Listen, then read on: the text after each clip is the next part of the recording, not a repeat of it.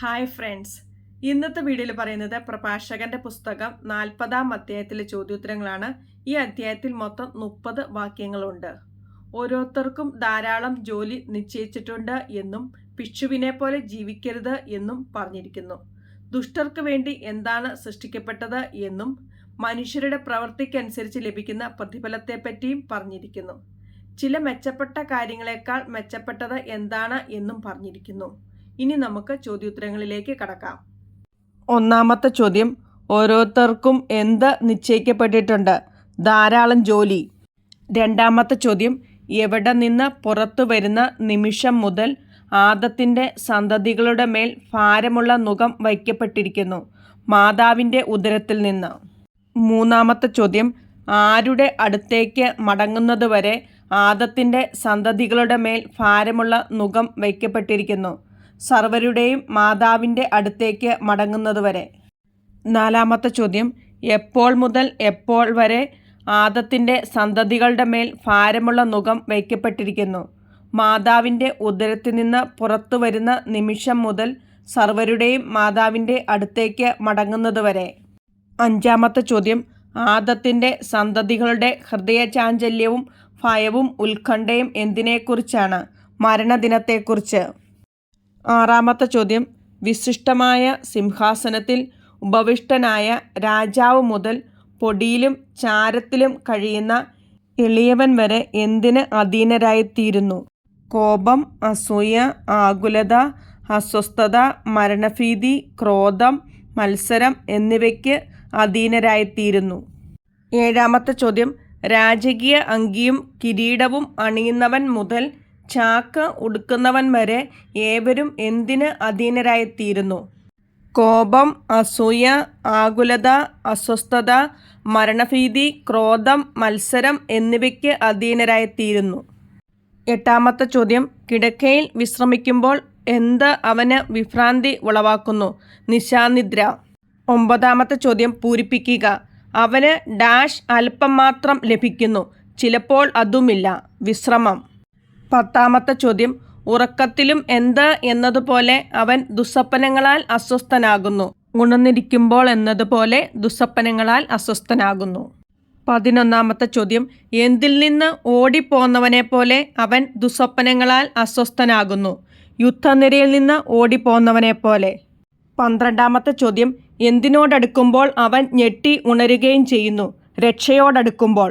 13-ാമത്തെ ചോദ്യം, എന്താണെന്നറിയുമ്പോൾ അവൻ വിസ്മയിക്കുകയും ചെയ്യുന്നു?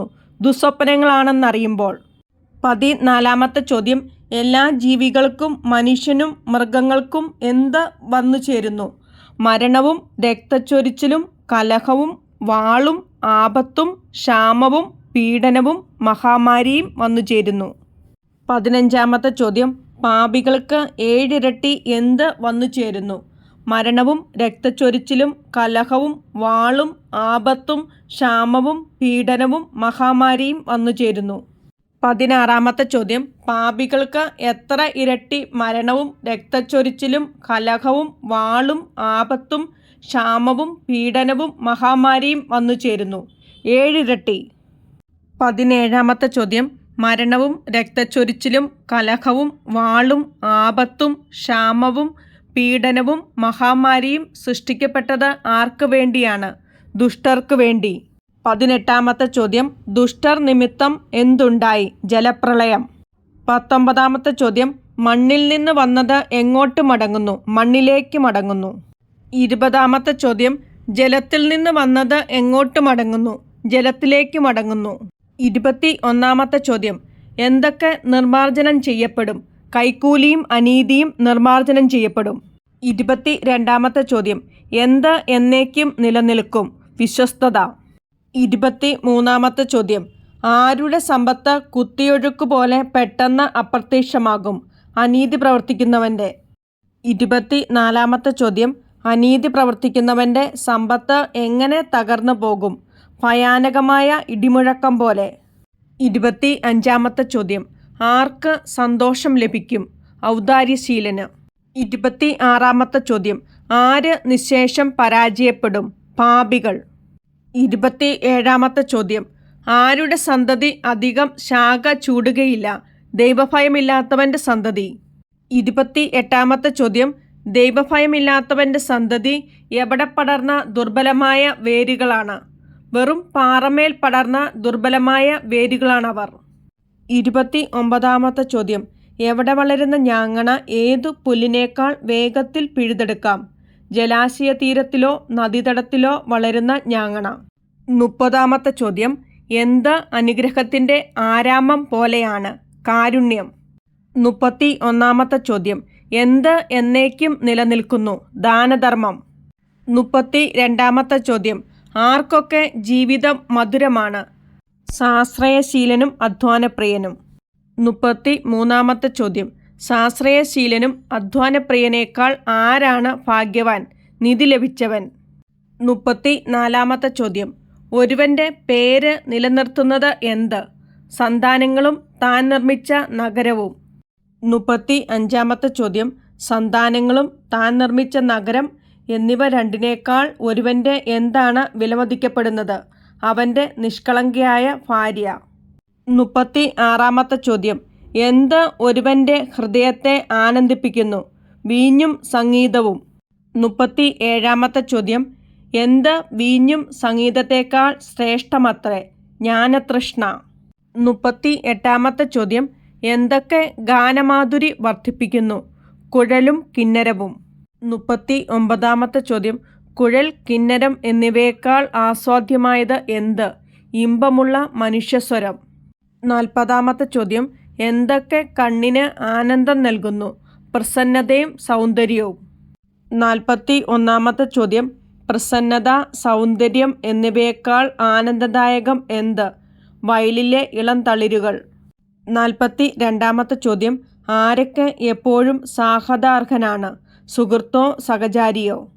43-ാമത്തെ ചോദ്യം, സുഹൃത്തോ സഹചാരിയോ എപ്പോഴും സാഹതാർഹനാണ്, എന്നാൽ ആരുടെ സന്ദർശനം അതിനേക്കാൾ ഹൃദ്യമാണ്?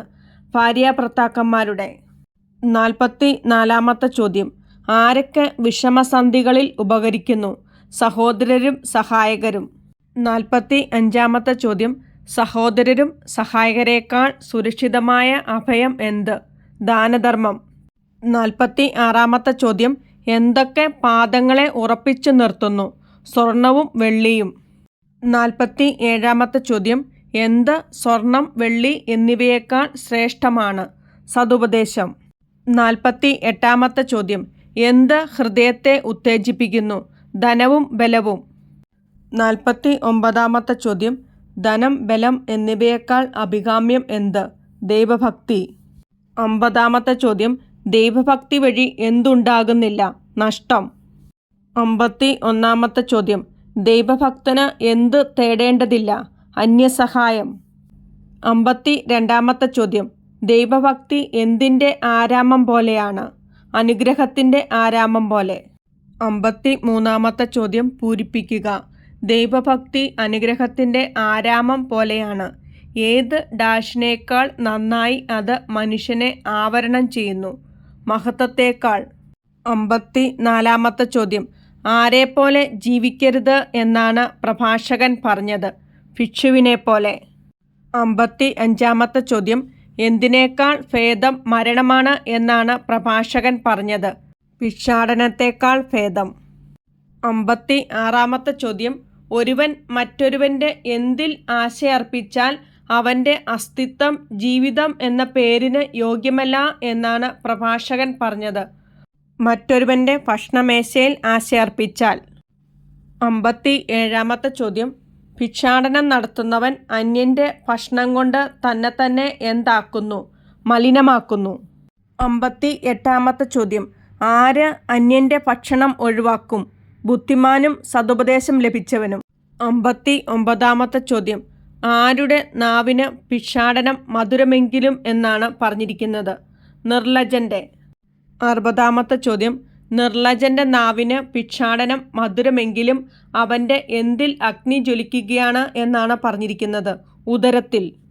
Thanks for watching.